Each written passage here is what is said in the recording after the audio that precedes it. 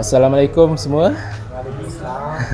Kita orang dah pun sampai ke Abbottabad dan semasa kita orang mengayuh untuk menuju ke Abbottabad ni, masa tu dah lewat dalam jam, dan lepas maghrib dah, lepas tu dalam jam 8.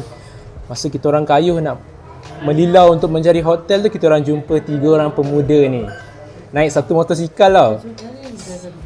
Jadi diorang ni lah yang tolong kita orang cari hotel.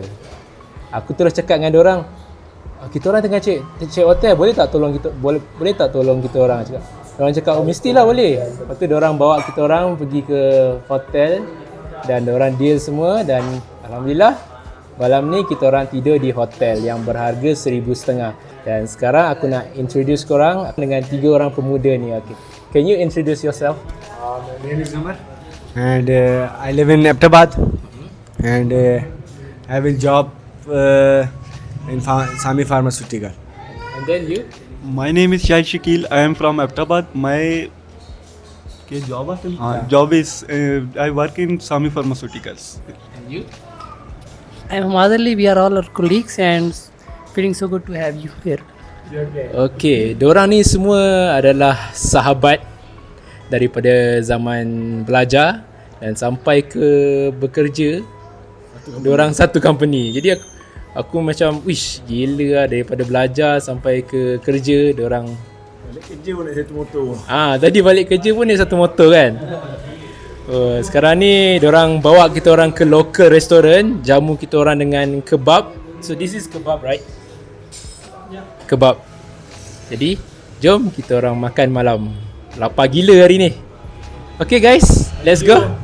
Let's continue. Let's eat. Okay. Inilah rupa kebab di Pakistan. Agak berbeza dengan kebab yang biasa kita makan. Ini kali kedua kami makan kebab yang unik ni. Itu pun orang tempatan yang belanja. Lagipun sepanjang pemerhatian aku di sini, penyediaan kebab di kedai mereka lain. Tiada isi daging diletakkan secara menegak dan dibakar secara berputar. Sebaliknya, hanya nampak kuali besar sahaja yang digunakan untuk memasak daging cincang kebab ini. Rasa kebab di sini bagi aku sangat lazat dan berempah. Ianya dimakan bersama roti nan lepir dan dicicah dengan yogurt, chutney dan beserta acar.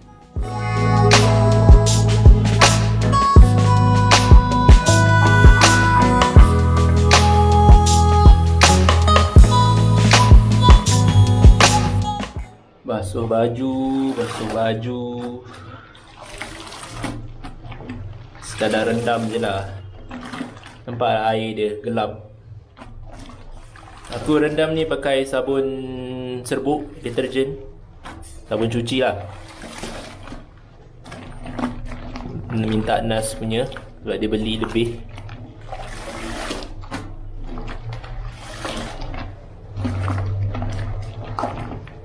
Baju ni tak silap aku dah 2 ke 3 hari tak basuh, ke 4 hari, tak pastilah. Tengok ni, glove pun kena basuh sekali juga tau. Sebab kadang-kadang aku lap mulut aku yang kering ni dengan glove ni, jadi glove ni pun kotor juga. Kita rendam dalam 15 minit ke 20 minit ke. Lepas tu bilas dan keringkan. Beginilah kehidupan seorang bike traveller. Kalau ada kesempatan, pakaian perlu dibasuh dari semasa ke semasa. Hari kedua di Abbottabad, kami hanya berjalan di sekitar kawasan hotel kami. Terdapat bazar tidak jauh daripada hotel kami. Kami hanya keluar apabila perlu sahaja, terutama sekali bila waktu makan tengah hari dan makan malam. Keluar selalu sangat pun tak boleh. Nanti ada je lokal yang nak ajak lepak, borak dan sebagainya. Kita orang pun nak juga ada masa privasi, nak rehatkan diri. Lagi-lagi bila kami berhenti di sebuah tempat tu hanya 1 ke 2 malam. Masa kami agak terhad sebenarnya.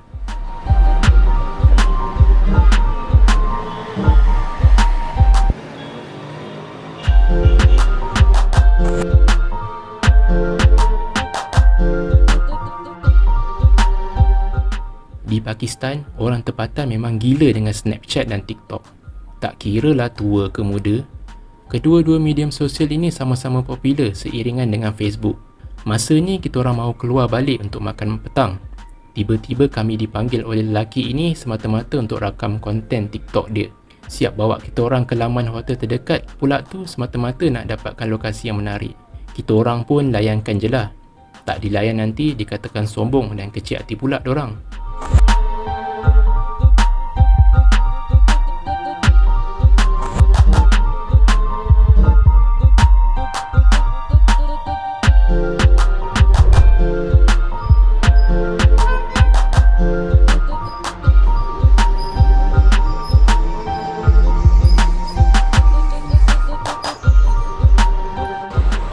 Okay, tadi kita orang beli fabric baju kat kedai kain kat belah sana. Fabric ni aku nak jadikan dia baju Melayu. Sebelum aku beli benda ni, aku tanya mak aku berapa meter yang aku perlukan untuk buat complete baju Melayu. Dan mak aku cakap kalau untuk buat baju saja 2.5 meter. Dan kalau untuk baju dan seluar sekali adalah 4 meter. Bila mak aku beritahu aku berapa saiz yang secukupnya untuk buat satu set pakaian Melayu 4 meter.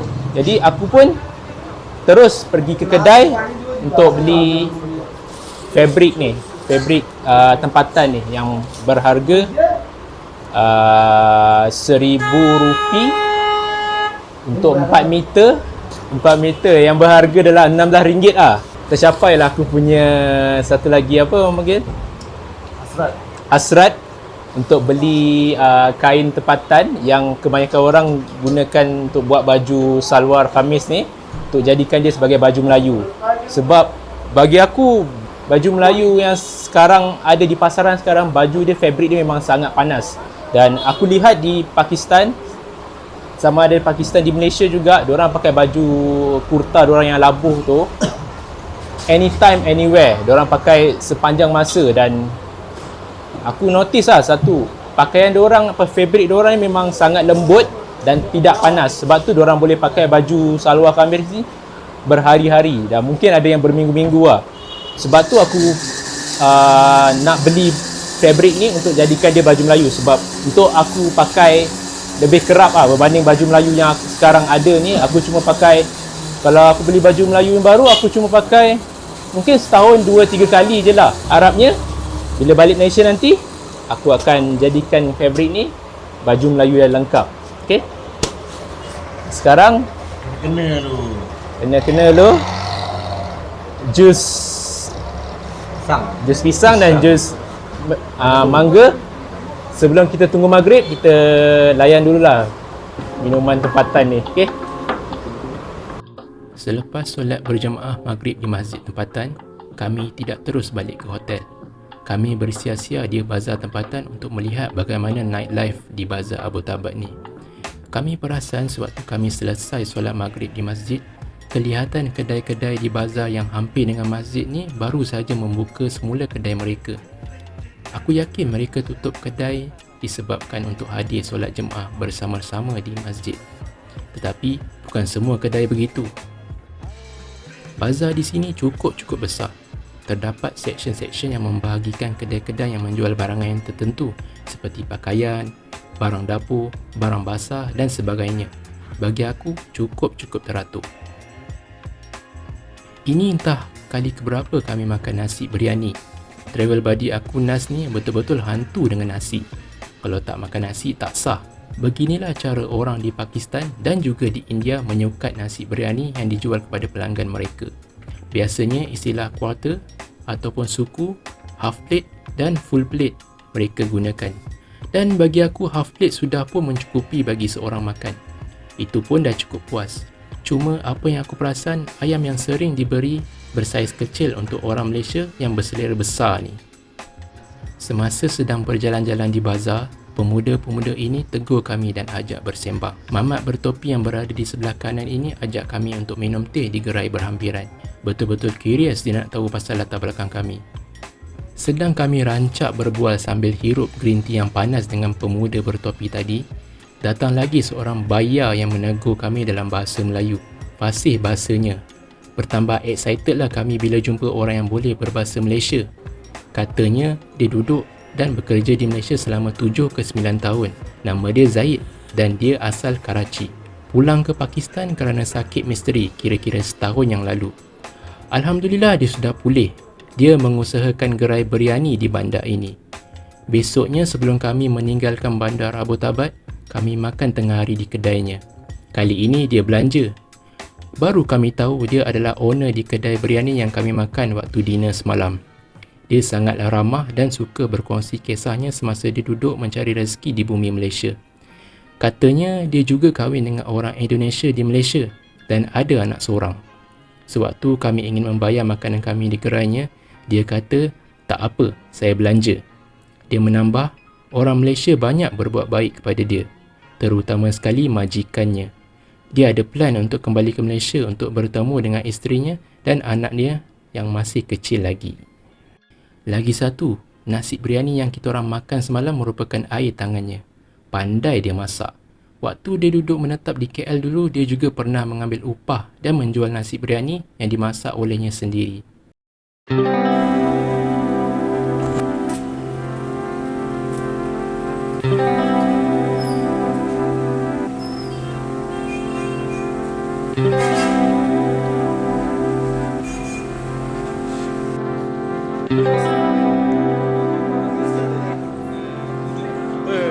Zaid, baik, sedap.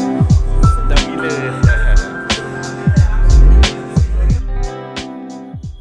Tahu tak mamat bertopi yang ajak kami minum teh semalam?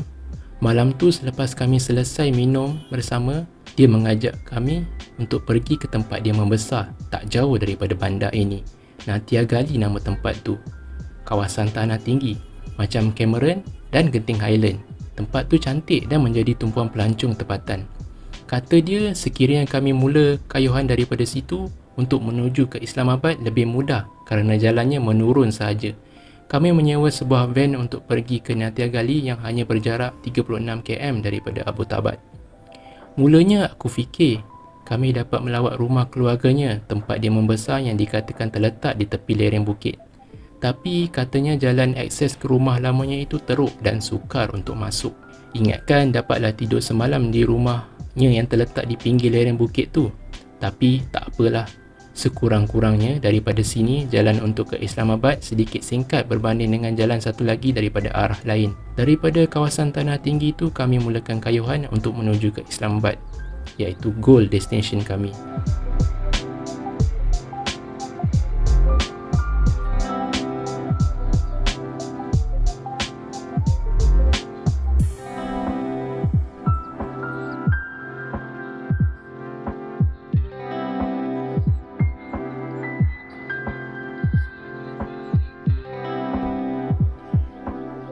Hari ni hari terakhir kita berada di Abbottabad.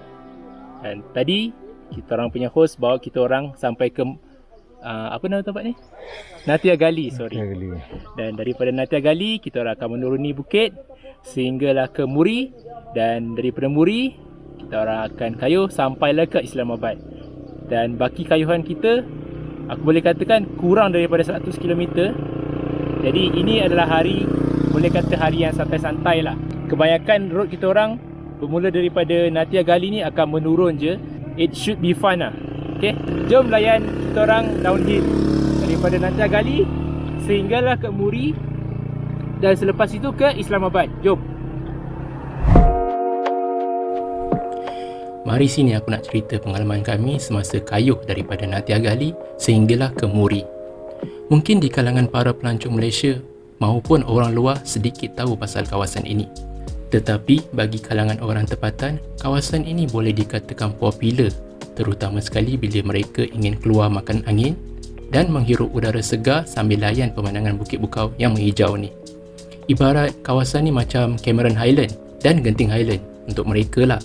Perjalanan kami bermula dengan menyewa sebuah van kecil dengan bantuan orang tempatan. Mulanya semasa di hotel kami bertanya kepada local driver, dan local driver tu mahu charge kami sebanyak RM3,500 untuk satu van. Lepas tu, host ataupun orang yang mahu bawa kami ke sana pergi ke bus station dan bertanya dengan pemandu-pemandu di sana. Mengikut kata salah seorang orang tempatan yang berada di situ, atas sebab kami adalah tetamu, mereka offer harga RM1,500 untuk satu van. Serius murah. Tanpa membuang masa, kami menaiki van kecil tersebut. satu orang driver, aku dan Nas, pemuda yang kami berkenalan pada malam sebelum itu, tambah dengan 2 biji basikal. Betapa sempitnya keadaan kenderaan kami ketika itu. Menurut kata lelaki itu yang dikenali sebagai Inamul Haq, perjalanan dari Nathiagali ke Islamabad dijangka akan menurun secara beransur-ansur. Aku pun percayalah sebab dia memang membesar di Nathiagali. Namun realitinya tak adalah begitu mudah seperti yang dijangkakan.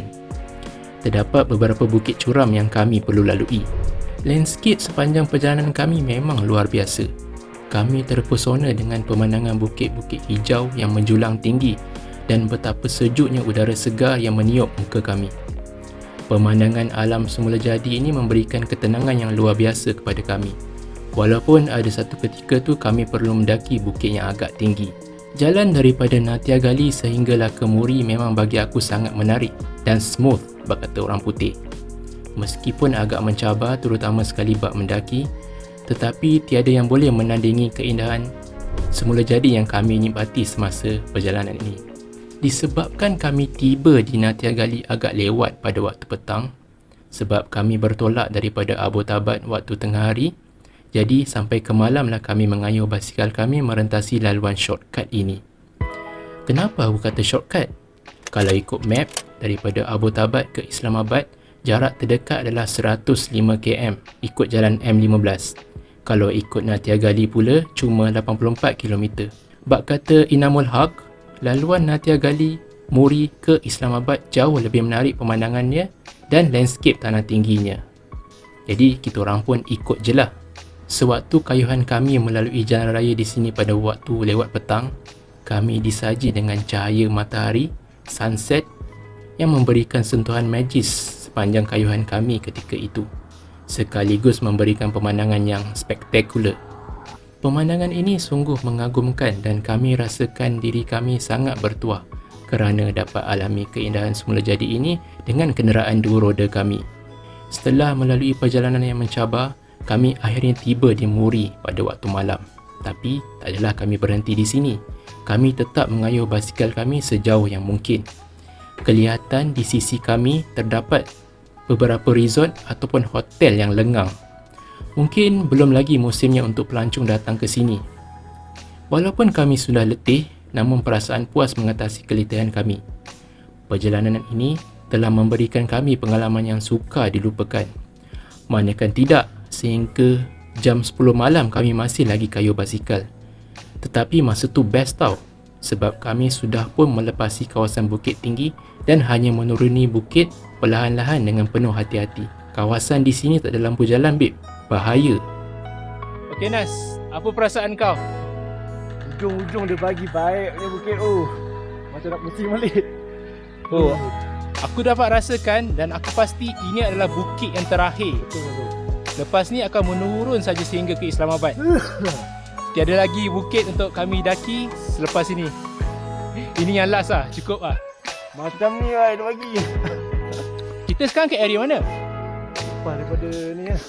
Apa ke nama tempat tu? Nathiagali. Nathiagali. Antara Nathiagali untuk menuju ke Muri. Jalan Muri ni, Muri Road.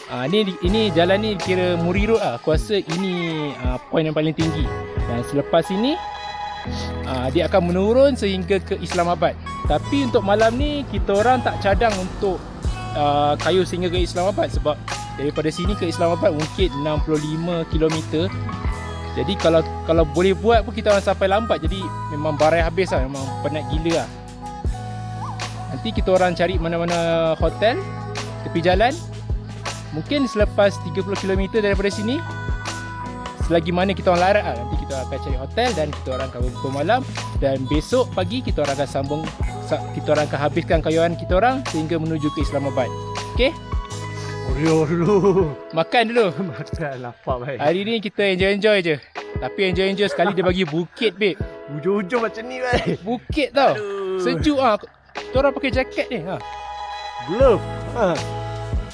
Okey, jumpa lagi.